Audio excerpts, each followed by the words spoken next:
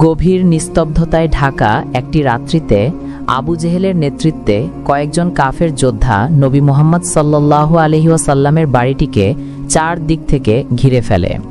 প্রত্যেকের হাতে ছিল খোলা তলোয়ার এবং তাদের একমাত্র উদ্দেশ্য ছিল যে যখন নবী মুহাম্মদ সাল্লাল্লাহু আলাইহি ওয়াসাল্লাম তাহাজ্জুদ নামাজ পড়ার জন্য বাইরে বের হবেন তখন তাকে নির্মমভাবে হত্যা করা হবে। অন্যদিকে মহান আল্লাহ রাব্বুল আলামিন ফেরেশতা জিব্রাইলকে নবী মুহাম্মদ সাল্লাল্লাহু আলাইহি ওয়াসাল্লামের বাড়িতে পাঠিয়ে দেন। ফেরেশতা জিব্রাইল আলাইহিস সালাম এসে নবী মুহাম্মদ সাল্লাল্লাহু আলাইহি ওয়াসাল্লামকে ঘুম থেকে জাগিয়ে তোলেন এবং বলেন, হে রাসূলুল্লাহ, এই বাড়িতে আর এক মুহূর্ত থাকা সম্ভব নয়। কাফের যোদ্ধারা চারদিক থেকে আপনার বাড়িটিকে ঘিরে রেখেছে। আপনি যখন বাড়ি থেকে বের হবেন তখন তারা আপনাকে হত্যা করে ফেলবে। এখনই আপনাকে এই বাড়ি ছেড়ে মদিনার দিকে হিজরত করতে হবে। নবী মুহাম্মদ সাল্লাল্লাহু আলাইহি ওয়াসাল্লামের পাশেই ছিলেন হযরত আলী রাদিয়াল্লাহু তাআলা আনহু। নবী মুহাম্মদ সাল্লাল্লাহু আলাইহি ওয়াসাল্লাম হযরত আলী রাদিয়াল্লাহু তাআলা আনহুকে জাগিয়ে তোলেন এবং বলেন, হে আলী, আল্লাহ তাআলার পক্ষ থেকে ওহী এসেছে, আমাকে মদিনার দিকে হিজরত করতে হবে। এখানে আর এক মুহূর্ত থাকা সম্ভব নয়। আবু জেহেলের নেতৃত্বে কয়েকজন কাফের আমার বাড়িটিকে চারদিক থেকে ঘিরে ফেলেছে। হযরত আলী রাদিয়াল্লাহু তাআলা আনহু বলেন, হে রাসূলুল্লাহ, আপনি আর এক মুহূর্ত দেরি করবেন না, আপনি মদিনার দিকে যাত্রা শুরু করুন। আমি আলী আপনার জায়গায় আপনার চাদর গায়ে দিয়ে ঘুমিয়ে থাকব। সকালবেলা কাফের বাহিনী এসে আমাকে মুহাম্মদ সাল্লাল্লাহু আলাইহি ওয়াসাল্লাম ভেবে টুকরো টুকরো করে ফেলবে, কিন্তু আমার এতটুকুও দুঃখ থাকবে না। আমি বরং আনন্দ অনুভব করব যে আমার মাধ্যমে হলেও আল্লাহ তাআলা তার নবীকে রক্ষা করেছেন। নবী মুহাম্মদ সাল্লাল্লাহু আলাইহি ওয়াসাল্লাম বাড়ির দরজা খুলে দেন এবং এক মুষ্টি বালু হাতে নিয়ে সামনের দিকে ছিটিয়ে দেন। আল্লাহ রাব্বুল আলামিনের অলৌকিক শক্তিতে সেই বালুকণাগুলো প্রত্যেক কাফের যোদ্ধার চোখে গিয়ে পৌঁছায়। তারা ছটফট করতে শুরু করে। এই সুযোগে রাসূল মুহাম্মদ সাল্লাল্লাহু আলাইহি ওয়াসাল্লাম বাড়ি থেকে বের হয়ে চলে যান। নবী মুহাম্মদ সাল্লাল্লাহু আলাইহি ওয়াসাল্লাম চলে যান হযরত আবু বকর রাদিয়াল্লাহু তাআলা আনহুর বাড়িতে। হযরত আবু বকর রাদিয়াল্লাহু তাআলা আনহুর বাড়িতে পৌঁছে মাত্র একবার নক করেন, সঙ্গে সঙ্গে দরজা খুলে যায়। রাসূল মুহাম্মদ সাল্লাল্লাহু আলাইহি ওয়াসাল্লাম অবাক হয়ে বলেন, হে আবু বকর, এত গভীর রাতে মাত্র একবার নক করার সাথে সাথে দরজা খুলে দিলে, তুমি কি ঘুমাওনি? হযরত আবু বকর রাদিয়াল্লাহু তাআলা আনহু বলেন, হে রাসূলুল্লাহ, আজ থেকে 6 মাস আগে আপনি বলেছিলেন যে কোনো একদিন আপনি হিজরত করবেন এবং আপনার হিজরতের সাথী হব আমি আবু বকর। সেই দিন থেকে এখন পর্যন্ত কোনো রাত্রিতে আমি বিছানায় পিঠ লাগাইনি। কখন এসে আমার রাসূল আমাকে ডেকে নেবেন, আমি আবু বকরের দরজা খুলতে যদি দেরি হয়, না জানি আবু জেহেল এসে আমার নবীকে আঘাত করে। রাসূল মুহাম্মদ সাল্লাল্লাহু আলাইহি ওয়াসাল্লাম বলেন, হে আবু বকর, এখানে আর এক মুহূর্ত থাকা যাবে না, চলো আমরা মদিনার দিকে রওনা দেই। গভীর নিস্তব্ধ রাত্রিতে হযরত আবু বকর রাদিয়াল্লাহু তাআলা আনহু এবং রাসূল মুহাম্মদ সাল্লাল্লাহু আলাইহি ওয়াসাল্লাম মদিনার পথ ধরে হাঁটতে শুরু করেন। এদিকে আবু জেহেল এবং তার কাফের যোদ্ধারা বুঝতে পারে যে কেউ তাদের চোখে বালু ছিটিয়ে দিয়েছে। তারা খেয়াল করে দেখে যে মুহাম্মদ সাল্লাল্লাহু আলাইহি ওয়াসাল্লামের বাড়ির দরজা খোলা। আবু জেহেল এবং তার কাফের যোদ্ধারা নবী মুহাম্মদ সাল্লাল্লাহু আলাইহি ওয়াসাল্লামের বাড়ির ভিতরে প্রবেশ করে। ভিতরে প্রবেশ করে তারা দেখে যে নবী মুহাম্মদ সাল্লাল্লাহু আলাইহি ওয়াসাল্লামের বিছানায় নবী মুহাম্মদ সাল্লাল্লাহু আলাইহি ওয়াসাল্লামের চাদর গায়ে দিয়ে হযরত আলী রাদিয়াল্লাহু তাআলা আনহু শুয়ে আছেন। তারা হযরত আলী রাদিয়াল্লাহু তাআলা আনহুকে বলে, মুহাম্মদ সাল্লাল্লাহু আলাইহি ওয়াসাল্লাম কোথায়? হযরত আলী রাদিয়াল্লাহু তাআলা আনহু সিংহের মতো উত্তর দেন, আমি কি জানি? তোমরাই তো তাকে পাহারা দিচ্ছিলে, তোমরাই বলো তিনি কোথায়। এই বলে হযরত আলী রাদিয়াল্লাহু তাআলা আনহু সেখান থেকে চলে যান। এরপর আবু জেহেল এবং তার যোদ্ধাগণ নবী মুহাম্মদ সাল্লাল্লাহু আলাইহি ওয়াসাল্লামের পায়ের ছাপ অনুসরণ করে হযরত আবু বকর রাদিয়াল্লাহু তাআলা আনহুর বাড়িতে চলে আসে। আবু জেহেল হযরত আবু বকর রাদিয়াল্লাহু তাআলা আনহুর বাড়ির দরজায় এসে জোরে জোরে আঘাত করতে শুরু করে। হযরত আবু বকর রাদিয়াল্লাহু তাআলা আনহুর ছোট মেয়ে আসমা দরজা খুলে দেয়। আবু জেহেল জিজ্ঞেস করে, এখানে কি মুহাম্মদ সাল্লাল্লাহু আলাইহি ওয়াসাল্লাম এসেছিলেন? ছোট্ট মেয়ে আসমা উত্তর দেয়, আমি তো জানি না, আমি ঘুমিয়েছিলাম। আবু জেহেল বলে, তোমার পিতা আবু বকর কোথায়? আসমা বলে, আমার পিতা তো বাড়িতে নেই, তিনি কোথায় আছেন আমি জানি না। আবু জেহেলের রাগে ক্রোধে ফেটে পড়ে। ছোট্ট মেয়ে আসমার মাথায় এমন জোরে আঘাত করে যে সঙ্গে সঙ্গে আসমার কান ফেটে রক্ত বের হতে লাগে এবং আসমা মাটিতে পড়ে গিয়ে গড়াগড়ি করে চিৎকার করতে লাগে এবং বলতে লাগে, বাবা বাবা, আবু জেহেল আমাকে মেরে ফেলছে। অন্যদিকে রসুল মুহাম্মদ সাল্লাল্লাহু আলাইহি ওয়াসাল্লাম এবং হজরত আবু বকর রাদিয়াল্লাহু তাআলা আনহু মরুভূমির পথ ধরে মদিনার দিকে যাচ্ছেন। হঠাৎ ছোট্ট মেয়ে আসমার কান্না হজরত আবু বকর রাদিয়াল্লাহু তাআলা আনহুর কান পর্যন্ত পৌঁছে যায়। হজরত আবু বকর রাদিয়াল্লাহু তাআলা আনহু স্পষ্ট শুনতে পান যে তার মেয়ে আসমা বাবা বাবা বলে চিৎকার করছে। সঙ্গে সঙ্গে হজরত আবু বকর রাদিয়াল্লাহু তাআলা আনহু থেমে যান এবং নবী মুহাম্মদ সাল্লাল্লাহু আলাইহি ওয়াসাল্লামকে বলেন, হে রাসূলুল্লাহ, আমার বাড়িতে মনে হয় আবু জেহেল এসেছে আমার খোঁজে। আমাকে না পেয়ে মনে হয় আমার ছোট্ট মেয়ে আসমার উপর অত্যাচার করছে। নবী মুহাম্মদ সাল্লাল্লাহু আলাইহি ওয়াসাল্লাম কোমল সুরে বলেন, হে আবু বকর, তুমি কি তাহলে বাড়ি ফিরে যেতে চাও? হজরত আবু বকর রাদিয়াল্লাহু তাআলা আনহু উত্তর দেন, হে রাসূলুল্লাহ, আমার ছোট্ট মেয়ে আসমাই যদি নয়, আমার পরিবারের প্রত্যেক মানুষকে যদি আবু জেহেল নির্মমভাবে হত্যা করে, তারপরও আমি আবু বকর নবীকে ছেড়ে পিছনে যাব না। হে রাসূলুল্লাহ, চলুন, আর এক মুহূর্ত দেরি করা যাবে না, আমাদের মদিনার দিকে অগ্রসর হতে হবে। এই বলে হজরত আবু বকর রাদিয়াল্লাহু তাআলা আনহু এবং নবী মুহাম্মদ সাল্লাল্লাহু আলাইহি ওয়াসাল্লাম মদিনার দিকে এগিয়ে যেতে লাগলেন। এক সময় রাসূল মুহাম্মদ সাল্লাল্লাহু আলাইহি ওয়াসাল্লাম বলেন, হে আবু বকর, সুবহে সাদিক হয়ে গেছে, একটু পরেই কিন্তু সকাল হয়ে যাবে এবং সকালে কাফের বাহিনী আমাদের দূর থেকে লক্ষ্য করতে পারে, তাই কোনো এক জায়গায় আমাদের আশ্রয় নিতে হবে। হযরত আবু বকর রাদিয়াল্লাহু তাআলা আনহু বলেন, হে রাসূলুল্লাহ, সামনে একটি পাহাড় দেখা যাচ্ছে, সেই পাহাড়ের কোনো এক গুহায় আমরা আশ্রয় নেব। রাসূল মুহাম্মদ সাল্লাল্লাহু আলাইহি ওয়াসাল্লাম এবং হযরত আবু বকর রাদিয়াল্লাহু তাআলা আনহু সেই পাহাড়ে ওঠেন। হযরত আবু বকর রাদিয়াল্লাহু তাআলা আনহু বলেন, হে রাসূলুল্লাহ, পাহাড়ি গুহায় অনেক বিষাক্ত সাপ থাকতে পারে, আপনি একটু বাইরে অপেক্ষা করুন, আমি ভিতরটা পরীক্ষা করে আসি। এই বলে হযরত আবু বকর রাদিয়াল্লাহু তাআলা আনহু গুহার ভিতরে প্রবেশ করেন এবং গুহাটি পরিষ্কার করে তারপর রাসূল মুহাম্মদ সাল্লাল্লাহু আলাইহি ওয়াসাল্লামকে ডেকে নেন। মরুভূমির বুকে নবী মুহাম্মদ সাল্লাল্লাহু আলাইহি ওয়াসাল্লাম হাঁটতে হাঁটতে প্রচণ্ড ক্লান্ত হয়ে পড়েছিলেন। নবী মুহাম্মদ সাল্লাল্লাহু আলাইহি ওয়াসাল্লাম হযরত আবু বকর রাদিয়াল্লাহু তাআলা আনহুর উরুর উপর মাথা রেখে একটু বিশ্রাম নিতে শুরু করেন। হযরত আবু বকর রাদিয়াল্লাহু তাআলা আনহু খেয়াল করেন যে পাহাড়ি গুহার ভিতরে অনেক বিষাক্ত সাপের গর্ত দেখা যায়। হযরত আবু বকর রাদিয়াল্লাহু তাআলা আনহু ভাবেন যে না জানি এই গর্তগুলো থেকে বিষাক্ত সাপ বের হয়ে এসে আল্লাহর নবীকে আঘাত করে। এইভাবে হযরত আবু বকর রাদিয়াল্লাহু তাআলা আনহু গর্তগুলো বন্ধ করতে শুরু করেন। হযরত আবু বকর রাদিয়াল্লাহু তাআলা আনহুর শরীরে একটি চাদর ছিল, তিনি চাদরটি ছিঁড়ে ছিঁড়ে প্রত্যেকটি গর্ত বন্ধ করতে লাগেন, কিন্তু একটি গর্ত বন্ধ করার মতো চাদর আর তার কাছে ছিল না।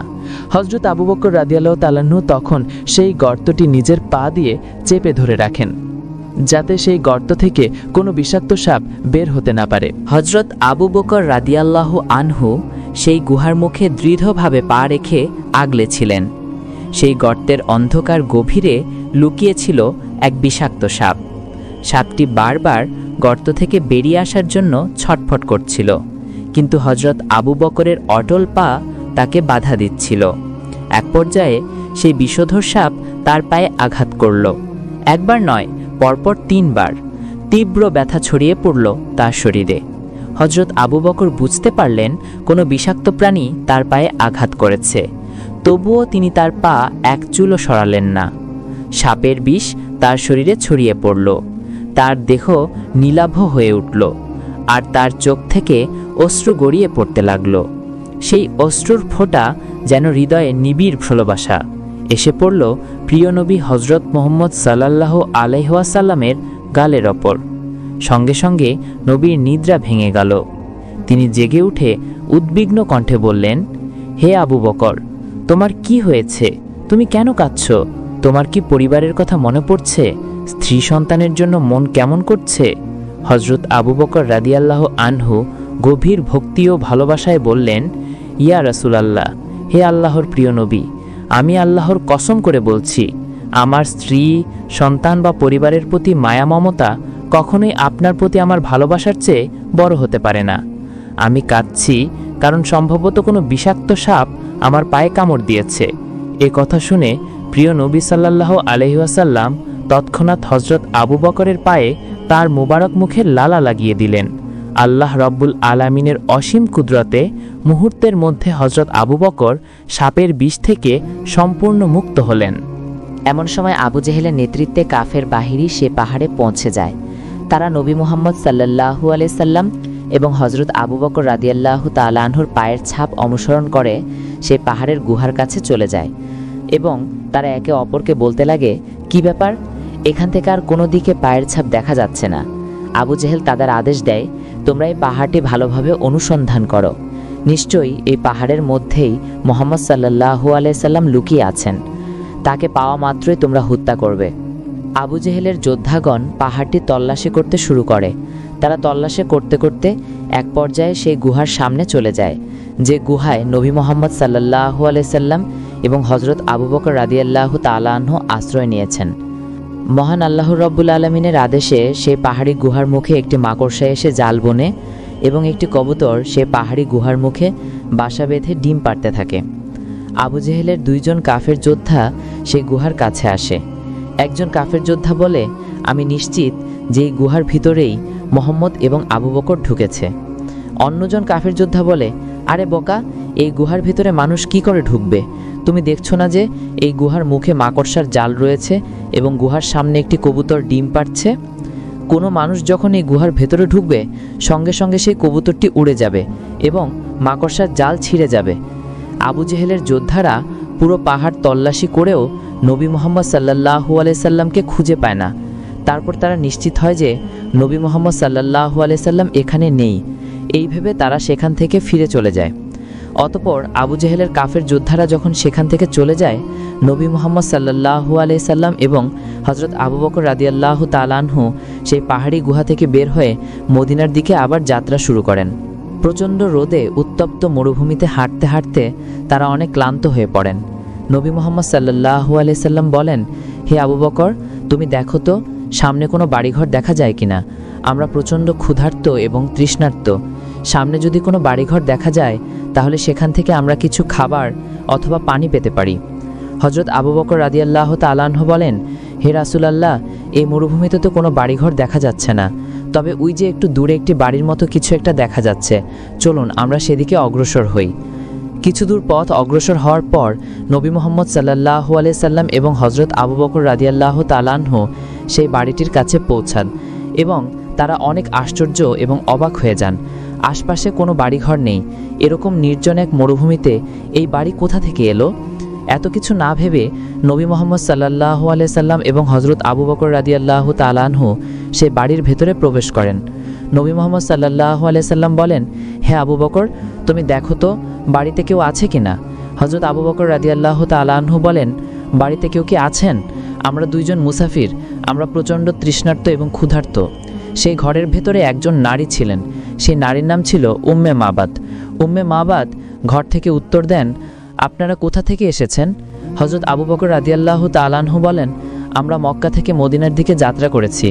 আমরা মরুভূমিতে চলতে চলতে প্রচণ্ড তৃষ্ণার্ত এবং ক্ষুধার্ত।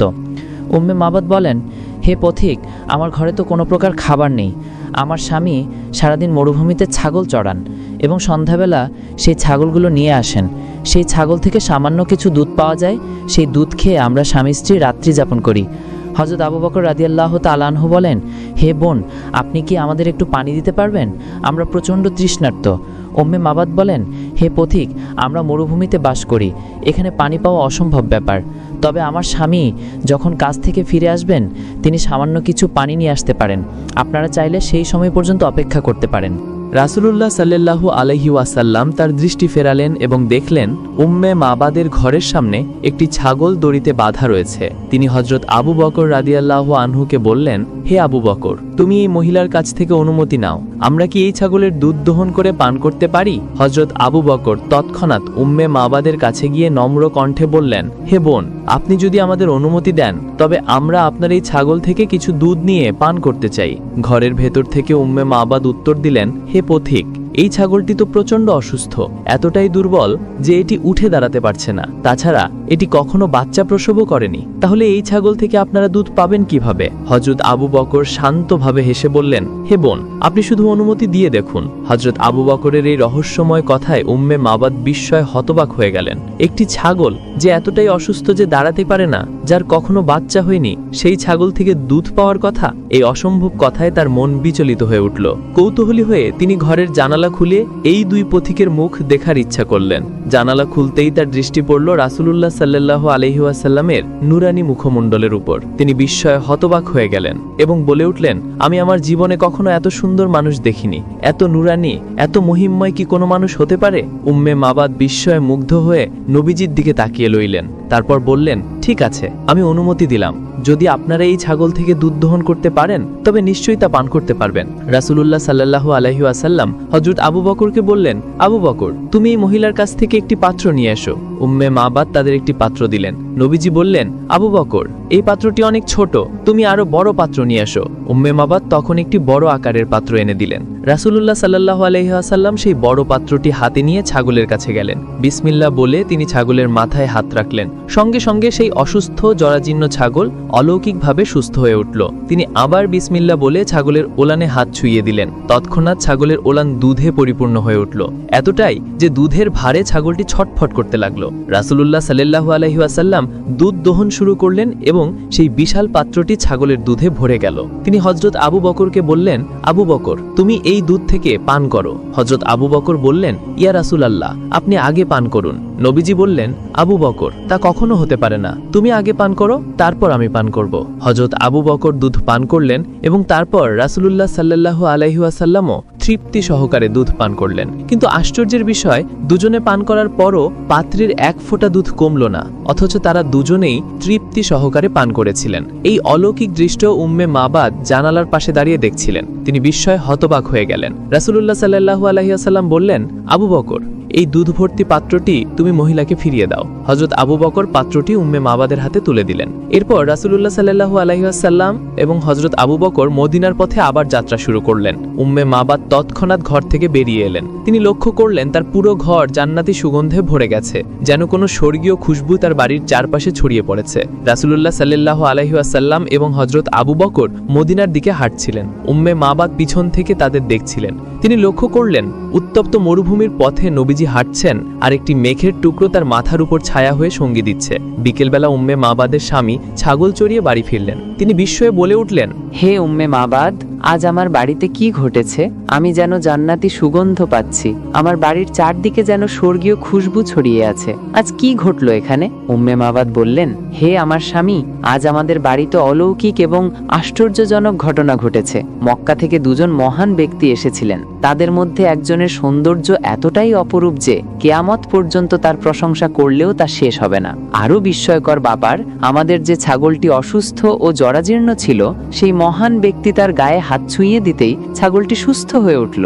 যে ছাগলটি কখনো বাচ্চা প্রসব করেনি, তার হাতের ছোঁয়ায় তার ওলান দুধে ভরে গেল। তিনি এত দুধ দহন করলেন যে কোনো গরুও এত দুধ দিতে পারে না। উম্মে মাবাদের স্বামী বিস্ময়ে বললেন, হে উম্মে মাবাদ, এই সেই মহান ব্যক্তি যার জন্য আমি অপেক্ষা করছিলাম। তাকে খুঁজতেই আমি এই মরুভূমিতে ঘর তৈরি করেছি। আমি তাওরাতে পড়েছি, মক্কায় এমন একজন নবী আসবেন যিনি হবেন আখিরি জামানার শেষ নবী, সকল নবীর সন্তান। তিনি মক্কা থেকে হিজরত করে মদিনায় যাবেন। তার সাক্ষাৎ পাওয়ার জন্যই আমি এখানে বসবাস শুরু করেছি। তিনি উত্তেজিত হয়ে বললেন, হে উম্মে মাবাদ, বলো সেই মহান ব্যক্তি কোন পথে গেছেন? উম্মে মাবাদ বললেন, তিনি এই পথ ধরে মদিনার উদ্দেশ্যে রওনা দিয়েছেন।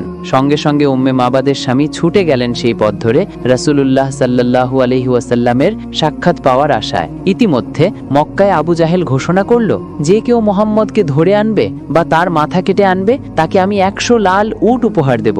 এই ঘোষণা শুনে সুরাকা বিন মালিকের মনে লোভ জাগলো। তিনি ভাবলেন, রাসূলুল্লাহ সাল্লাল্লাহু আলাইহি ওয়াসাল্লামের মাথা কেটে আনতে পারলে 100 উট পাওয়া যাবে। তৎক্ষণাৎ তিনি ঘোড়ায় চড়ে রওনা দিলেন নবীজির পিছু ধাওয়া করতে। মরুভূমির পথ ধরে ছুটতে ছুটতে এক পর্যায়ে তিনি রাসূলুল্লাহ সাল্লাল্লাহু আলাইহি ওয়াসাল্লাম এবং হযরত আবু বকরকে দেখতে পেলেন মদিনার দিকে অগ্রসর হচ্ছেন। সুরাকা তার ঘোড়াকে আরো দ্রুত ছুটিয়ে নিয়ে যাওয়ার চেষ্টা করলেন, কিন্তু মুহূর্তের মধ্যে তার ঘোড়ার পা বালুতে আটকে গেল। ঘোড়াটি কিছুতেই এগোতে পারছে না। সুরাকা ঘোড়া থেকে নেমে তীর বের করে রাসূলুল্লাহ সাল্লাল্লাহু আলাইহি ওয়াসাল্লামের দিকে ছুড়লেন, কিন্তু আশ্চর্যজনকভাবে তার ছড়া প্রতিটি তীর অকার্যকর হয়ে পড়ল। কোনোটি নবীজির দিকে এগোলো না। সুরাকা আবার আবার ঘোড়ায় উঠলেন এবং নবীজিকে ধরার জন্য ঘোড়া ছুটিয়ে দিলেন, কিন্তু পুনরায় ঘোড়ার পা বালুতে ডুবে গেল, এবার এতটাই গভীরভাবে যে ঘোড়ার পিঠ পর্যন্ত বালুতে ডুবে গেল। সুরাকা আবার নেমে তীর ছুড়লেন, কিন্তু আগের মতোই সব তীর ব্যর্থ হলো। তখন সুরাকা বিন মালেকের মনে হলো নিশ্চয়ই এই দুজনকে কেউ হেফাজত করছে, তা না হলে তার মতো শক্তিশালী যোদ্ধার হাত থেকে তারা বেঁচে যায় কিভাবে। তিনি দূর থেকে ডাক দিলেন, ইয়া মুহাম্মদ। রাসূলুল্লাহ সাল্লাল্লাহু আলাইহি ওয়াসাল্লাম তার ডাক শুনে থেমে গেলেন। সুরাকা ছুটে গিয়ে নবীজির কাছে পৌঁছলেন এবং বললেন, হে মুহাম্মদ ইবনে আব্দুল্লাহ, আমি এসেছিলাম আপনাকে হত্যা করতে, কিন্তু এখন আমার মনে হচ্ছে আপনাকে উপর থেকে কেউ হেফাজত করছে। আপনার জন্য আমার শুভ কামনা, আপনি নিরাপদে মদিনায় পৌঁছে যান। এই বলে সুরাকা কিছু খাবার ও পানি নবীজিকে দিতে চাইলেন, কিন্তু রাসূলুল্লাহ সাল্লাল্লাহু আলাইহি ওয়াসাল্লাম তা গ্রহণ করলেন না। তিনি বললেন, তোমার দেওয়া খাবার বা পানির কোনো প্রয়োজন আমার নেই, তবে আমি তোমাকে অনুরোধ করছি, আমি মদিনার পথে রওনা হয়েছি, এই কথা তুমি কাউকে বলবে না। সুরাকা সেখান থেকে বিদায় নিয়ে মক্কার দিকে ফিরে গেলেন। মক্কায় ফিরে সুরাকা দেখলেন শত শত মক্কাবাসী 100 উটের লোভে রাসূলুল্লাহ সাল্লাল্লাহু আলাইহি ওয়াসাল্লামের মাথা কাটতে রওনা দিয়েছে। সুরাকা তাদের থামিয়ে বললেন, তোমরা কোথায় যাচ্ছ?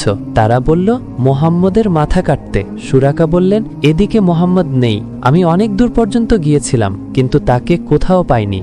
তার কথায় বিশ্বাস করে সকলে মক্কায় ফিরে গেল। অন্যদিকে মদিনার মানুষ রাসূলুল্লাহ সাল্লাল্লাহু আলাইহি ওয়াসাল্লামের আগমনের জন্য অধীর আগ্রহে অপেক্ষা করছিল। রাসূলুল্লাহ এবং হযরত আবু বকর 8 দিন ধরে মরুভূমির পথ পাড়ি দিলেন। মদিনার শিশুরা নবীজির নুরানি মুখ দেখার আশায় খেজুর গাছের ডালে উঠে মরুভূমির পথের দিকে তাকিয়ে থাকত। একদিন দুপুরে প্রচণ্ড রোদে মদিনার মানুষ নবীজিকে বরণ করতে সীমান্তে অপেক্ষা করছিল। এক ইহুদি কোনো কাজে পাহাড়ে উঠেছিল। সেখান থেকে সে দেখল মরুভূমির পথ ধরে দুজন সাদা পোশাক পরা ব্যক্তি এগিয়ে আসছেন। তার মনে কোনো সন্দেহ রইল না যে এই দুজনের একজন নিশ্চয়ই রাসূলুল্লাহ সাল্লাল্লাহু আলাইহি ওয়াসাল্লাম। সে তৎক্ষণাৎ পাহাড় থেকে নেমে মদিনায় খবর ছড়িয়ে দিল, যার জন্য আমরা কয়েকদিন ধরে অধীর আগ্রহে অপেক্ষা করছি তিনি এসে গেছেন। এই খবর মদিনার প্রতিটি ঘরে পৌঁছে গেল। শিশু, কিশোর, বৃদ্ধ সকলে মদিনার সীমান্তে ছুটে গেল নবীজিকে বরণ করতে। মদিনাবাসী সাদরে রাসূলুল্লাহ সাল্লাল্লাহু আলাইহি ওয়াসাল্লামকে গ্রহণ করলেন। শিশুরা দফ বাজিয়ে কবিতা আবৃত্তি করে তাকে শুভেচ্ছা জানাতে লাগল।